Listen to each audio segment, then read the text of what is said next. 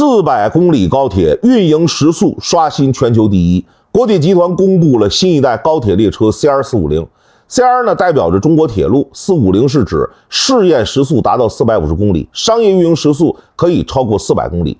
目前全球高铁的运营时速基本不超过350公里，400公里往上被称为是无人区，也就是说其他国家办不到，中国目前是第一个。为啥其他国家不再更新高铁技术了？中国高铁为啥还要一直去突破？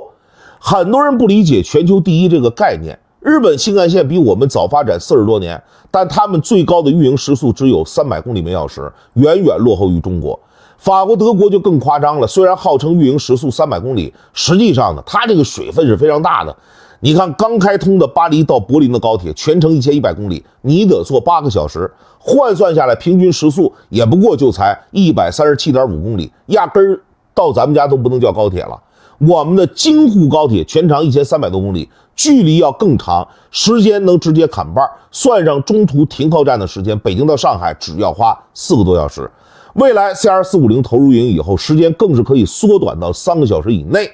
别看现在咱们全球第一，以前其实非常落后。20世纪90年代，全国铁路的平均运营时速只有40公里，高速路上的小汽车时速都能跑到100公里呢。那相比之下，铁路实在是太慢了。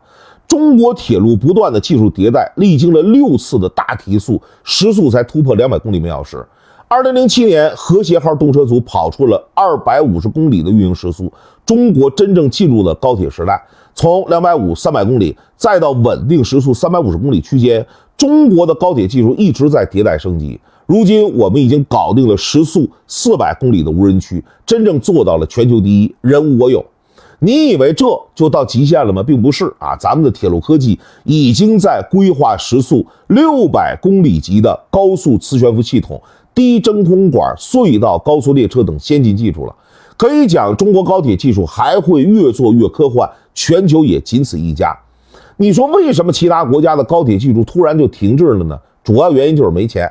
高铁的投资运营，你想要盈利真挺难。比如啊，我给大家举个例子，我们的国铁集团2023年营收接近1.25万亿，那净利润有多少呢？只有33个亿，可他们的总负债超过了6万亿。你每年靠这点利润，连还利息都不够。全球高铁其实都差不多是这个情况，还债都不够钱，哪儿还有资金去搞研发呢？中国在这一刻优势就体现出来了，咱们从来不算个账，而是着眼全局。比如制造一列高铁列车组需要4万多个零部件，那这背后是2000多家配套供应商，超过5倍的产业带动效应。更不用讲高铁通车以后对沿线各城市经济的拉动作用了，这些都是难以估量的经济财富。这种持续的技术迭代，就让中国高铁技术逆势反超了。对想引入高铁技术的国家而言，中国几乎成为了绕不过去的选择。像印尼已经引入了中国技术，修建了雅万高铁，那么未来它就能吃上中国技术的红利，继续升级到400公里的时速。但越南、印度就陷入选择困难症了。你要是越南、印度选择了日本技术，他们的高铁时速就只能停留在300公里不动了。为什么？因为新概念技术早就停滞了。但如果选择中国技术，则可以跟着中国一起提速，进入400公里的高铁时代。这已经不只是技术供应商的选择了，我认为这是国运的选择了。